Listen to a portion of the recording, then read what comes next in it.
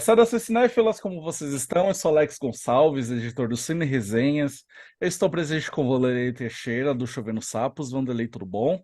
Nossa, Hoje chegamos ao episódio número 45 do Arquivos Nicole Kidman para falar sobre um filme que a gente, na verdade, a gente estava aguardando bem assim para tratar a respeito, né? Porque é um dos mais importantes aí da carreira de Nicole Kidman, que vem a ser Dogville. Opa, aqui. ah, Não, só que isso não é meu não, conseguiu, isso né? aqui Ah, é emprestado. Por aham. causa que eu não tenho essa versão com Dogville Confessions, aí a minha chefe emprestou.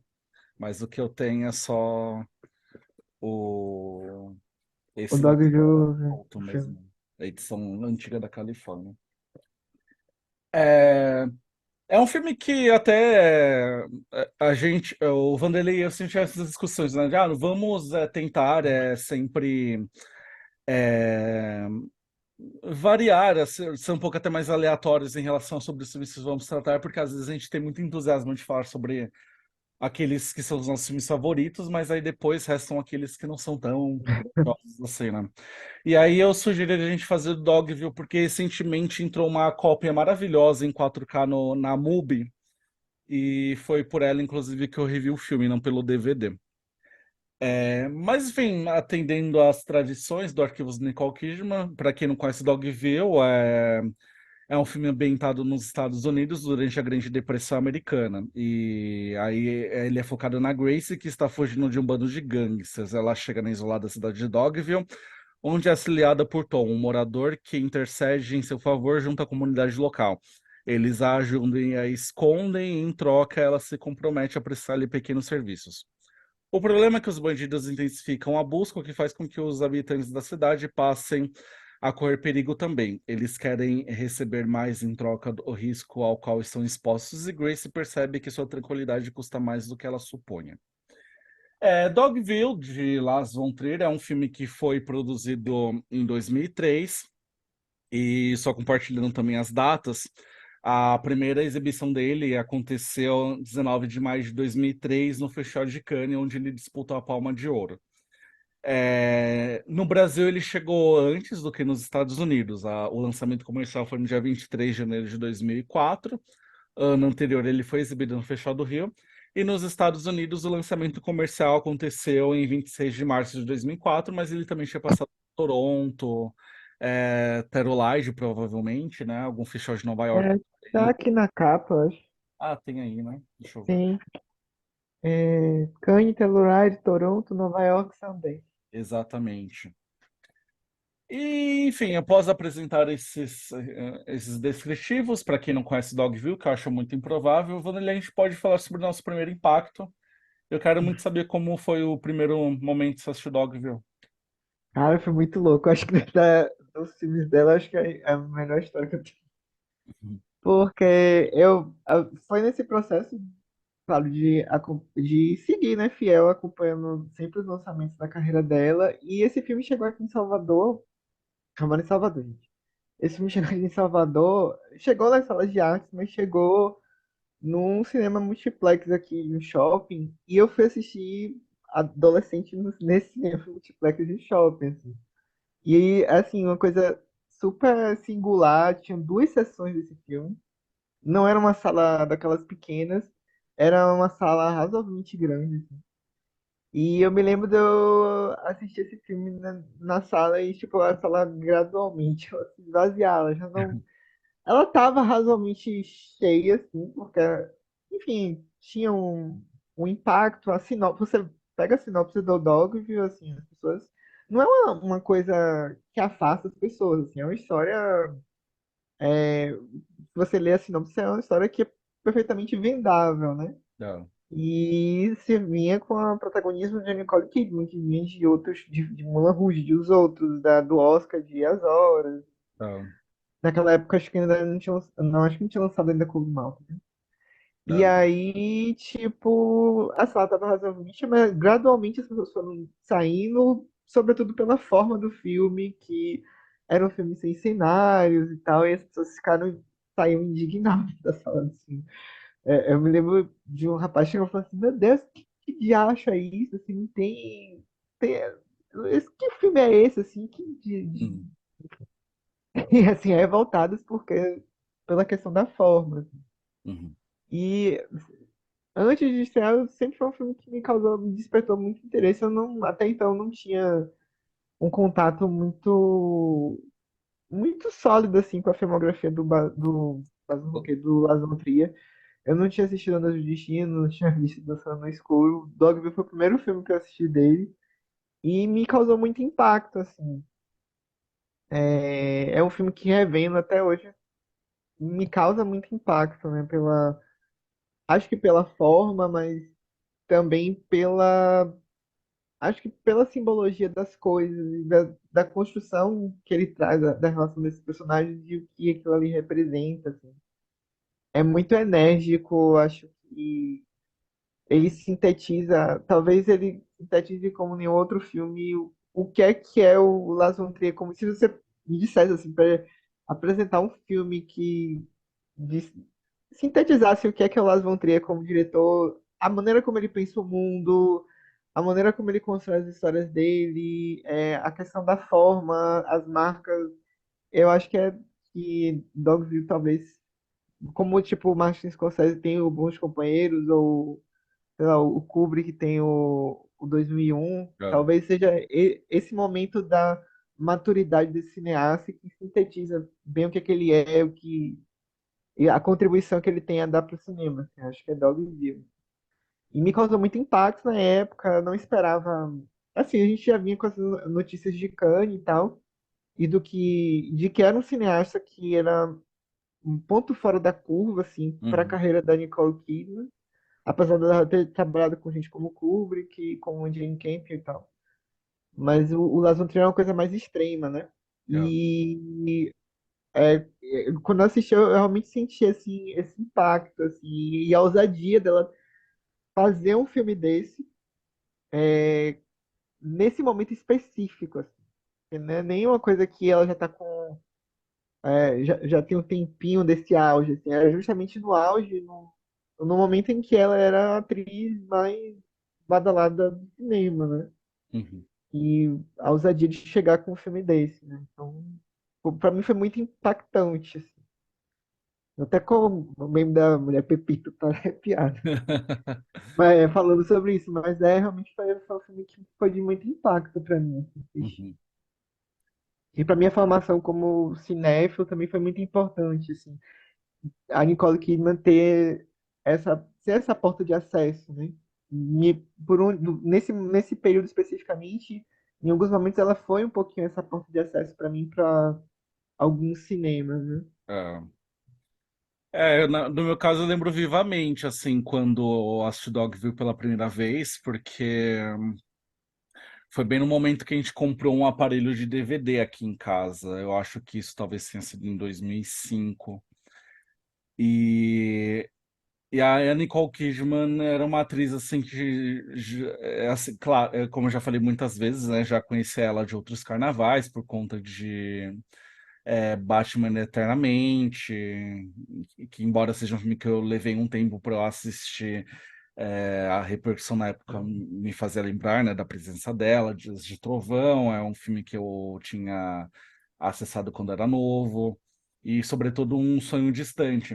É, Mas aí no momento em que eu assisto os outros e aí eu tenho todo aquele impacto, né? Acho que nenhum filme tinha me impactado tanto assim quanto ele. E aí depois eu assisto também As Horas. Aí eu começo a me interessar, falar, olha, tá aí uma atriz muito boa, realmente, que se envolve em projetos assim que, de certa forma, estão abrindo a minha mente, assim, né? Como um espectador de cinema, como um cinéfilo aí de informação. E aí eu fiquei muito ansioso quando a gente finalmente comprou um aparelho de DVD, porque a única videolocadora aqui próxima à minha casa que tinha Dogville era no formato de DVD, né? E aí, imediatamente, né? Chegou o aparelho sábado de manhã, fui lá, aluguei Dogville. Eu lembro que eu tinha alugado na mesma leva Swimming Pool. E eu acho Da, que do François Ozon também, que foi da Mind Califórnia Blowing, também. da Califórnia. Eu lembro de Confissões de uma Mente Perigosa, do George Clooney, que eu Sim. não gostei muito. E o quarto filme eu não lembro qual foi, mas enfim. Aí eu coloco Dogville aqui no sábado à noite, tá a minha família, tá o namorado de uma das minhas irmãs. E aí, né, esse impacto de ver um filme, porque você não tem indícios, né? E naquela Uhum. época eu não lembro de ter lido nenhuma crítica sobre o filme, porque provavelmente já teria sabido de antemão sobre a questão estética do filme, né? A cenográfica, na verdade. E estética também, né? Mas, enfim, você não tem indícios, né, de que é Não um tem. filme que vai ter aquela estrutura de um teatro, né? É. Eu assisti 10 filmes e falei, ah, não, isso é um absurdo e tudo mais, mas eu acho que eu fiquei mais apreensível por causa da reação das pessoas que estavam assistindo o filme comigo, né, minha família. E aí eu ejetei o DVD e falei, ah, mas sei lá, tá me interessando, né? Me interessou esses minutos iniciais, deixa eu retomar esse filme, claro. Nossa, aí foi um grande impacto também, a nível de os outros mesmo. E não é que só porque o final ele traz uma conclusão que tem esse fator de surpresa, digamos Sim. assim, né? Mas Catarse, acho que né? as consequências, né, que levam a esse final, né, a Sim. esse extremo e tudo mais. E aí, certamente, é o filme que eu responsabilizo, assim, por abrir a minha cabeça, assim, por me interessar por um cinema que fosse além do americano, que eu também me abrisse para cinema europeu, para um cinema mais desafiador em termos de narrativa, experimental também na forma e conteúdo. Sim. E assisti várias outras vezes. E algo que me surpreendeu muito, assim, durante os anos, assim, na adolescência, é que tinha pessoas, assim, que eu cheguei a apresentar Dogville e elas gostaram, assim, do filme também. Sim. Sim. Então, eu acho que existe mesmo esse fator de estranheza, mas acho que mesmo um espectador... Eu não gosto de dizer espectador médio, né? Que eu acho que é um termo muito... Preconceituoso, assim. Mas digo, um espectador habituado a um determinado tipo de cinema que Sim. mergulha num algo desafiador como Dogville. Sim. Eu até lembro de ter apresentado. Eu tinha gravado o filme no meu VHS, né, a partir do DVD, e eu apresentei para algumas pessoas e elas gostaram, assim. Sim. E, e aí foi a porta de entrada, assim, para esse cinema também, do próprio Lars von Trier. Foi É. sido o primeiro filme dele que eu assisti, imediatamente fui procurando os demais também, né, Descendo no Escuro, Sim. Ondas do Destino. Madeline, que veio logo depois. É.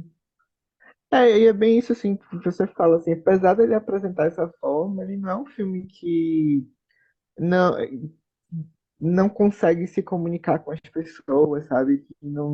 Que a trama não é completamente entendível, assim, e até É. mesmo o que existe por trás da narrativa, né? Do que se Uhum. constrói. Eu acho que eu também me surpreendo assim com pessoas que citam o filme e tem essa coisa positiva. É diferente, por exemplo, eu acho, do Reencarnação. Uhum. Reencarnação do Jonathan Glazer é um filme que eu sempre tenho que defender, É. né? E o Dogville é um filme que, apesar de ele apresentar essa proposição, né, de um filme sem cenários, né? Eu sinto uma adesão maior É. do público. E é também esse encanto no filme de que o fato dele ser desprovido, né, de elementos cenográficos acaba sendo um mero detalhe depois de, sei lá, 20, 25 minutos. Sim, Que é uma história narrada assim de uma maneira tão envolvente, sim. com atuações assim tão boas que Hum, ele vai construir aquele é, encanto que há no teatro também, né? De você sim. ignorar que você está assistindo atores num Se tablado. concentrar nas pessoas. É que eu acho que o Tri ele fala nas É. entrevistas, né? A retirada desses elementos da cena faz com que a gente concentre a atenção da gente naquelas pessoas, nos atores, na dinâmica entre eles, né? Uhum. Isso é muito presente, assim, é efetivo, né? E a É, gente vê o resultado disso na experiência da gente com o filme. é. E eu acho que eu gosto também, porque a cada momento que eu tenho acesso a Dogville, eu acho que também essa escolha acaba também, sei lá, me levando a um outro tipo de interpretação do porquê ela ser defendida. E acho que eu gosto muito Sim, do fato do Lars von Trier nunca necessariamente ter verbalizado o que ele quer dizer com essa escolha, né? sim, Ele fala sim. sobre o porquê a fez, né, em termos de influência, mas não necessariamente o que as pessoas têm que Lembro, entender né? a partir dela. E é Sim, isso, um momento que você tá super. E isso faz com que você se concentre mais nos personagens. No sim, outro, talvez você interprete que é de um. E isso acaba sendo um reflexo daquele período, né, de Grande Depressão Americana, em que as pessoas acabam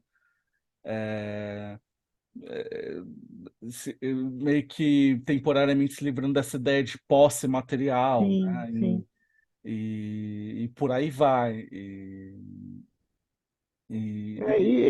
Que no fim das contas o filme acaba sendo essa coisa de falar sobre exploração, né? é, E, e fazer a gente ter esse enfoque nos personagens acaba privilegiando isso, né? uhum. E acho que eu nem vou acho que eu nem sei se esse tópico, né? Qual é o que você pensa de Dogville agora, porque eu pelo menos já assisti tantas vezes, né? E eu fiz essa revisão agora pelo 4K da MUBI, mas Sim. não tinha feito tanto tempo assim que acho que eu tinha visto na penúltima vez, acho que talvez há 3 ou 4 anos atrás.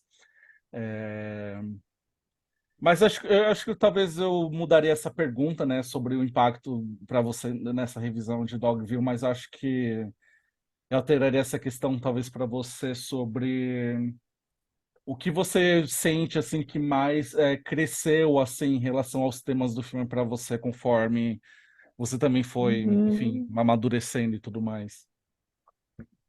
Eu acho que, assim, essa coisa da crítica ao capitalismo e todos esses elementos que estão em torno disso, né, da exploração, da gente ver uma personagem que, perante aquele grupo, ela acaba sendo retirada dela a humanidade, e ela acaba sendo, na verdade, um instrumento para eles conseguirem viver, né? Ela acaba fazendo isso na medida em que ela acaba oferecendo esse trabalho, né, para esses personagens. Tem essa coisa do que o Lars von Trier quer falar sobre o capitalismo, que eu acho que está presente nessa história da Grace. Mas eu vejo também uma coisa muito dele falar sobre a questão da natureza humana, né, do Não, revanchismo, né, e de como a Grace ela vinha nesse processo de contenção, né, de conter até mesmo essa natureza revanchista, de alguma maneira reagir àquele sofrimento que ela estava passando, né? E eu acho que o filme ele fala sobre essa questão do capitalismo e o que ele vem produzindo para a humanidade, né? uhum, Como a gente, como países superpoderosos exploram outros, né? E como isso contribui para uma situação desigual. não, Mas eu acho que também ele fala sobre essa questão da natureza humana e desses sentimentos, da legitimidade desses sentimentos ruins, assim, sabe? não, E eu acho que ele trabalha muito isso ao longo do filme, né? Ele me traz nessa revisão essa leitura, que é talvez não, muito mais, não sei, psicológica do que geopolítica, sabe? Que era uma coisa não, que eu tinha muito esse olhar viciado quando eu era mais novo, acho que muito por leituras de interpretações sobre o filme. Acho que hoje eu vejo o que não deixa de estar relacionado com essa questão geopolítica do filme, assim, mas eu tive uma percepção muito mais dessa leitura sobre o comportamento humano, né? aham, De como a gente reage às coisas, e de também como esse processo de contenção, de repressão, da raiva de, de um contraponto, é, como isso traz um processo de extrema violência também, sabe? Às vezes uma resposta desproporcional. é. Eu Não acho sei, que da minha parte, né, acho que também depois de já ter visto Las Von Trier, eu acho que acaba sendo mais patente essa desilusão total, né, em relação sim, ao ser humano, né? completa. É, no sentido de que basta realmente Sim, um, uma noção de que você está detendo algum poder para você alterar sim, totalmente a bondade que você acha que tem dentro de si, né? sim, E eu sei que é muito distante, mas acho que, sei lá, acho que essa revisão mais recente, acho que me fez pensar muito em exemplos assim que a gente tem de personalidades diante sim. de ascensão social mesmo. Uhum, Acho que sobretudo até mesmo de artistas que fazem essa defesa, né, em relação à representação a uma comunidade,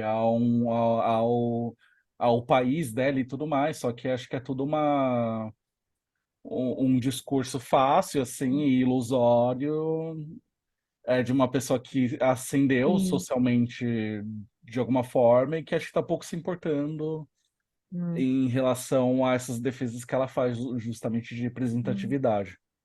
Tem muita essa coisa que ele traz da coisa do interesse por trás eu não vejo, não percebo nos personagens Uhum. uma. Você não percebe uma bondade pura, assim, simples, sabe? É, As pessoas não agem, não fazem bem às outras por bondade. é, Elas fazem bem às outras por interesse, assim. é, Elas agem, todas as personagens do filme, né? é, E mesmo aquelas que inicialmente a gente deposita algum tipo de de esperança, assim, ela vai uhum, desconstruindo isso ao longo das 3 horas, assim.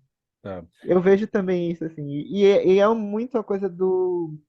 Eu vejo nisso o Las Von Trier, que depois eu fui me aprofundar sobre ele nesse processo de ver entrevistas dele, né? De uhum, acompanhar com mais frequência entrevistas dele, ou ver os outros filmes.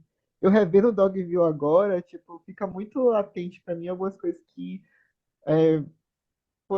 fizeram parte da trajetória dele depois, né? Tipo, é, melancolia, aquela fase de depressão que ele passou, o processo de realização do anticristo, sabe? é, A gente tem ali a semente da visão dele do mundo, né? Enfim, uhum. E eu gosto muito, assim, da narração em off do John Hurt, mas acho muito que boa. justamente por dar esses insights, acho que do que a personagem pensa, mas consequentemente o autor que a criou. Eu acho É, que ainda nessa discussão, né, da bondade, da benevolência, ou do como você reage tendo o poder em mãos, acho que é o off do clímax em que a Grace, a princípio, interpreta aquilo como uma reação natural de pessoas que foram reprimidas a vida sim, inteira. sim, Então, a essa interpretação inicial disso, né, de dela tentar justificar aquelas ações como um ato de se rebelar sim, quando pela primeira vez não se vê mais reprimido. Mas aí você tem também aquela narração que também vem como os devaneios de que não, elas é, elas poderiam ter feito outra coisa com aquele poder, né? Mas sim. não, elas preferem a exploração do que exercer a bondade com qual ela É, estava desde o início, é, é, enfim, oferecendo a é. eles. A bondade é meio que de simulação, né? É, Daqueles personagens todos, assim. Depois você meio que. e eu acho uma pena, assim, que essa trilogia em formação, né, A Terra de Não tem. Oportunidades, acabou não tendo o seu terceiro capítulo, porque acho que Também. o Madeleine, enfim, teve essa questão da troca, né? A gente pode até falar isso mais focado mais na Nicole Kidman. Mas, enfim, teve já essa sequência que perde a sua atriz principal, mas também repete uma fórmula que, de certa forma, acho que desgastou também o Von Trier ao ponto de querer fazer um terceiro filme. Mas acho uma Sim, pena que não teve uma continuidade dessa história, porque o Von Trier ele também não coloca necessariamente a Grace, né, como esse ser imaculado, né? Acho que é uma vontade sim. do cinema dele colocar essa mulher, né, nessa posição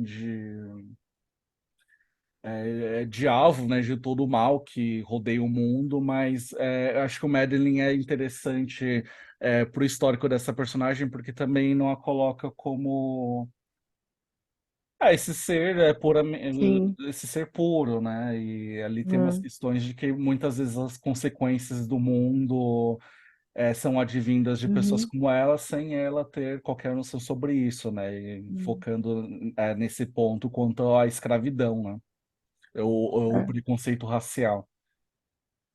Nesse livro que eu tenho aqui em casa da Uhum. carreira dela, Sim. tipo, o Trier, ele fala que ele teve que fazer uma adaptação na Grace na medida em que ele foi conhecendo mais a Nicole, né? Hum, Então, depois que ele escalou ela, de suavizar a Grace, ele pensou numa Grace inicialmente talvez mais irônica ou mais tivesse uma malícia maior. uhum, E conforme ele foi conhecendo a Nicole Kidman e também essa coisa do status dela, né? Ele achou que talvez, ele diz, né, que ele achou que talvez que fosse mais interessante trazer essa Grace mais ingênua, talvez desse um resultado mais interessante nessa relação dela com os outros personagens. Eu achei bem interessante isso que ele fala, né? Principalmente essa coisa da Nicole Kidman, essa atriz de Hollywood, né, que a gente tem. Como é que você coloca uma figura dessa num filme desse, né? é, E tirar essa figura nesse Star System e colocar ela interpretando uma personagem que é colocada nessa situação, né? Enfim, eu acho que isso dá um efeito interessante para a história, né? Para a experiência da gente com o público na leitura daquilo ali. uhum. E a gente. Agora eu não, desculpa. Não, só falar que eu acho que sobre essa questão de moldar a Grace diante da presença da Nicole Kidman, a gente pode até abordar mais no próximo Sim, episódio. sim, sim. É, né, é que só me ocorreu também de como. Na verdade, não tem muito a ver com essa discussão, eu só estava nos devaneios sobre a história mesmo do Dogville. Acho que por isso que eu queria que você concluísse o seu raciocínio. Não, eu não. E agora, tipo, do Mandalay eu não tenho uma memória muito viva, assim. Eu me lembro que eu Uhum, assisti na época, mas eu confesso que eu não tenho. Eu não lembro nem da. Eu me lembro que a personagem a Grace da Bryce Dallas uhum, Howard, ela tá em outra situação, bem distinta da Grace do Dogville, né? é, Mas eu não tenho essa memória. Mas era um projeto que eu também acharia interessante pensar numa trilogia e ver assim o que é que daria a Nicole fazendo mais outros dois projetos desse, né? O terceiro, eu me lembro que teve uma história que ele pensou em chamar Kate Blanchett para fazer o terceiro, mas como ele acabou desistindo, o projeto acabou não vingando, assim. Mas eu acharia, eu penso uma coisa bem interessante de ver a Nicole nessa circunstância parecida, interpretando uma Grace, duas outras Graces distintas, né, dessa do Dogville. uhum, Nossa, acho que a gente perdeu é.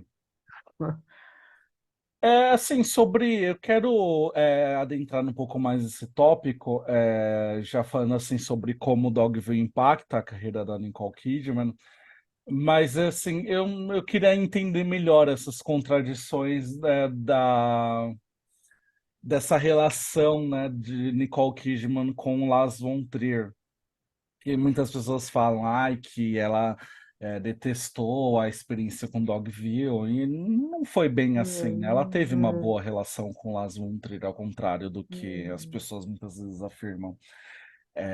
Mas ao mesmo tempo, né, ela se nega a fazer as sequências, né? Ela em Cannes dá para perceber que ela é um pouco pressionada a dizer sim, né, por Lars von Trier a fazer os outros dois filmes. Mas assim, eu acho que a razão da Nicole Kidman ter dito não para Madeline ou para a trilogia que não se fez, eu acho que talvez ela pensou que o tema de Madden era muito delicado, né? Que em relação à Sim, escravidão. Eu acho que machismo. talvez ela não queria. Acho que ela é uma atriz que está muito disposta a corresponder à visão, de um cineasta autor. No entanto, eu acho que os pontos que o Lars von Trier estava lidando naquele roteiro acho que já eram muito radicais assim para Sim, ela, né? sim, Acho que ela até talvez assim para se preservar, né? sim, Porque ela também é uma atriz de primeira escala em sim, Hollywood, que acabou de ganhar um Oscar. Acho que ela sim. acabou preferindo não se associar ao filme. É, Ao ponto que Madeline entra Bryce Dallas Howard, que assim tá começando a carreira, mas não tem tanto a perder, né? sim, sim. E eu acho que também, e aí depois desse momento, eu acho que também ela não volta a trabalhar com ele, né? Tanto num terceiro filme Yeah. desse projeto, quanto, por exemplo, no convite que ela teve no Ninfomania, que eu acho que é muito puro pelo momento da vida pessoal dela, e que, enfim, É, acho que o Dogville foi muito aquela coisa. Foi um momento muito específico da é, vida e da carreira dela, né? Que eu acho que é, permitiu que ela fizesse essa aventura de sair de Hollywood para ir para Suécia, uma é. cidadezinha, sabe? Fazer um filme do Lars von Trier. Então, Acho que foram tipo, 16 semanas de filmagem foi, e tipo, assim, foi na isolado. época, foi em janeiro e fevereiro de 2001, que foi a época da campanha Moulin Rouge pro Oscar, assim, sabe? Uhum. Foi um negócio, foi um momento muito específico, assim. Acho que ela não veio depois a voltar a trabalhar com ele por essas circunstâncias, assim, mas É não por 2001 que um. ela filma Dogville? Pensei que seria talvez 2002. Não, foi 2002, mas Ah, tá. 2002, tipo, nesse processo do Oscar do Ah, Moulin ah, Rouge, sim, verdade. foi nesse período, mais ou menos. É, Então, tipo, exatamente. é meio que foi o auge, assim, É, da carreira dela. Foi uma loucura, tipo, se a gente pensar, foi uma loucura, assim. Você é, não vê uma atriz, assim, posso estar até sendo exagerado nisso, pode ter outros casos, mas eu não sei, eu não vejo uma atriz nesse momento específico de fazer um tipo de coisa dessas, assim. exatamente. Então eu acho que foi muito por essas circunstâncias, muito mais do que por como você falou, por uma relação de atrito. Eu não sinto isso nas falas dela. Ela fala dessa dificuldade, de uma dificuldade de relacionamento no set, assim, mas eu não vejo, por exemplo, como um caso como foi o que aconteceu com a Bjork, sabe? Eu acho É, que foram duas coisas muito diferentes. Da Bjork, sim, eu vejo que existe ali é. uma coisa que não daria, assim, né? Mas com a Nicole Kidman eu não vi esse tipo de. E aí tem histórias de que, sei lá, o Lars von Trier ele ficava nu para provocar o elenco e que ele também fez isso com a Nicole Kidman. Eu acho uma balela essas Não, histórias. E assim, em entrevistas ela sempre fala, né, que sim, ela tem vontade de trabalhar com ele novamente, mas acho que sim, sempre aconteceu essa questão é, do cronograma, né? sim. Ninfomaníaca, na época do Ninfomaníaca mesmo, que ela ia fazer o personagem da Uma Thurman, é, As filhas eu acho que ela pequenas, negou, assim, por causa desse conflito, mas acho que também era o momento que ela estava também focando um pouco mais em exercer o papel de mãe, né? sim. Eu não Tipo, sei, era uma coisa. eu tenho esse sonho, assim, de que num próximo filme do Lars von Trier, eu acho que ela se ela for É, convidada, ela topa voltar a trabalhar com ele. Eu tenho Porque essa. também a gente não sabe como é que vai ser o futuro assim, da carreira dele, também por questão de problemas de saúde dele mesmo, né? Exatamente.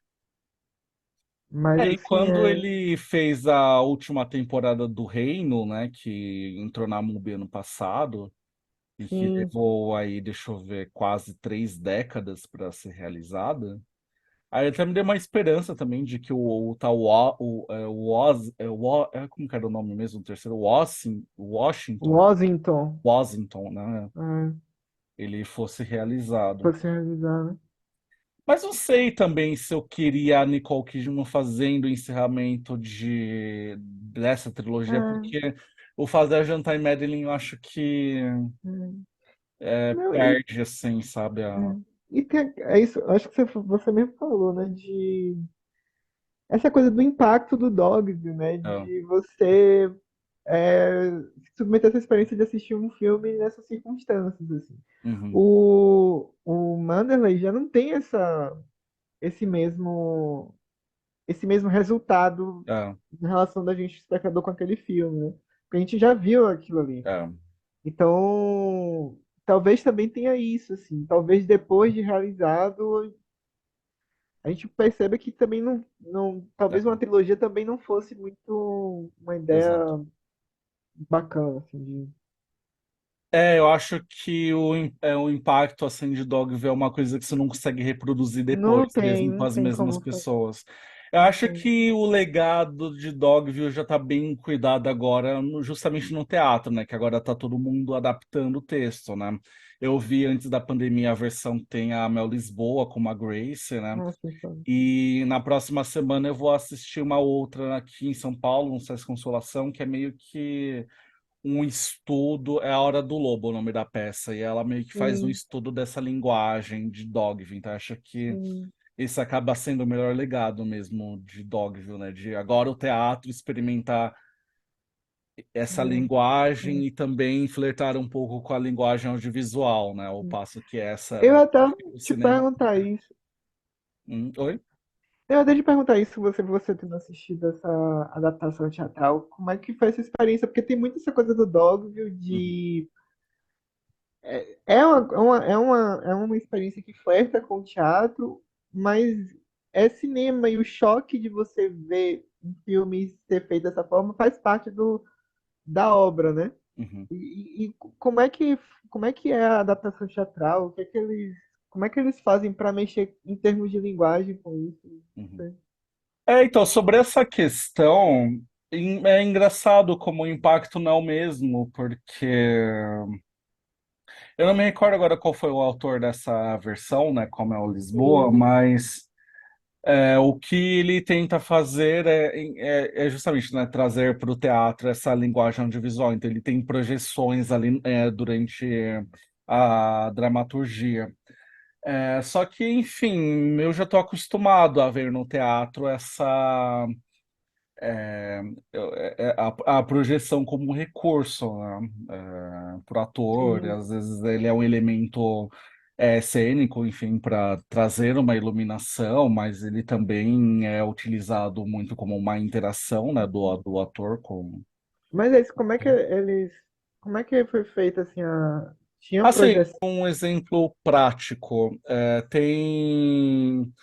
No filme tem aqueles momentos em que os gangsters vão em Dogville procurar pela Grace, espalhar Uhum, o cartaz, né, cartão. no tudo mais. Aí esse momento na peça, por exemplo, nós temos a projeção desses gangsters interagindo com o elemento humano na peça, né? Tem o Sim. Fábio Assunção, por exemplo, que faz o personagem do Stellan Skarsgård, né? Ah, eu pensava que E ele era o Tom. não. Ah, Mas o Fábio Assunção ele só participou, acho que, da temporada em São Paulo. Eu acho que quando. ah, Talvez do Rio de Janeiro também. Acho que quando foi para outros estados, um ator o substituiu, que ele não podia acompanhar, né? sim. Acho que houve bastante troca, assim, de alguns componentes do elenco. Mas, enfim, aí é o personagem, né, do Fábio Assunção interagindo com os gangsters, mas esses gangsters estão sendo projetados em uma tela que enfim, Sim, é a parede de Dogville, digamos assim, né? sim.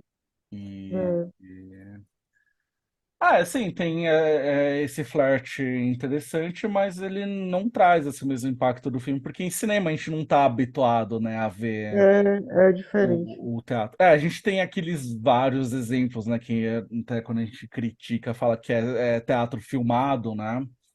Mas assim, você pode ter dois atores num único cenário, mas pelo menos aquilo é arquitetado de uma maneira para tentar corresponder ao cinema, mesmo que o É, resultado possa soar como um mero teatro filmado. Mas o que não é o caso de Dogville, né? E Que é uma relação de cinema com o teatro que talvez tenha ficado muito nas origens e tal. E que mas eu acho diferente, assim, eu perguntei isso porque, assim, eu vejo muito, apesar desses componentes teatrais do Dogville, ele é cinema, assim, tipo, e é, ele usa esses componentes teatrais justamente para produzir algum tipo de efeito como obra cinematográfica. Eu fico pensando, pô, como é que eles fizeram isso com o teatro, apesar de, assim, um primeiro momento a gente pode pensar que é o material ideal para teatro, mas, e não é, tipo, exatamente. Porque e assim, se você leva esse texto para o teatro, ele acaba sendo mais uma reprodução, uma adaptação. sim, Então, sim, e pode perde um ser pouco uma boa da. adaptação, mas não necessariamente vai também te proporcionar a Sim, mesma experiência impactante do filme, né? é, Uma vez que você está reproduzindo esse texto sem trazer nada de novo. é, Aí eu lembro, assim, da arquitetura, assim, do palco, envolver muito andaimes também. Achei a solução visual para aquele massacre final bastante interessante também na sim, peça. Os, ato, é, os cidadãos de Dogville são eliminados conforme eles despencam é. as cadeiras, né? Porque E, tem isso também, né? O Dogs, a economia dos recursos, ela faz toda a diferença, né? Da gente, da gente mergulhar mesmo na intimidade daquela microsociedade, né? é. E agora tem, né, essa segunda tentativa aí, né, com essa peça chamada A Hora do Lobo, que eu vou assistir no feriado. Uhum, E é uma pena não ter assistido antes, né, para também trazer essa experiência, mas vamos ver, né? Um amigo meu falou, cara, estou muito curioso para saber a sua uhum. avaliação, justamente se você amar muito o filme, que acho que para ele também ficou uma certa incerteza, assim, em relação a o quão funcional foi essa tentativa de adaptação, né? No caso dessa Sim, outra peça. é. Bom, Vanderlei, a gente sempre fala de Nicole Kidman, a gente falou um pouco dessa relação dela com Lars von Trier, mas a gente vai entrar em mais detalhes, né, no próximo vídeo que a gente vai fazer a respeito do documentário, que é o Dogville Confessions. E é que dá, assim, não há eu vou antecipar que não é um documentário que eu gosto, mas ele dá uns insights de como foi, né, essa dinâmica, né, de fazer Dogville. Enquanto isso, eu quero convidar vocês a acompanharem Vanderlei Teixeira pelo Chovendo Sapos, que é o site, canal e redes sociais. E os Cine Resenhas, se inscrevam e também acompanhem a nossa playlist no meio da tela sobre todos os episódios já gravados. É isso, obrigado, Vanderlei, e até a próxima, pessoal. Tchau, gente.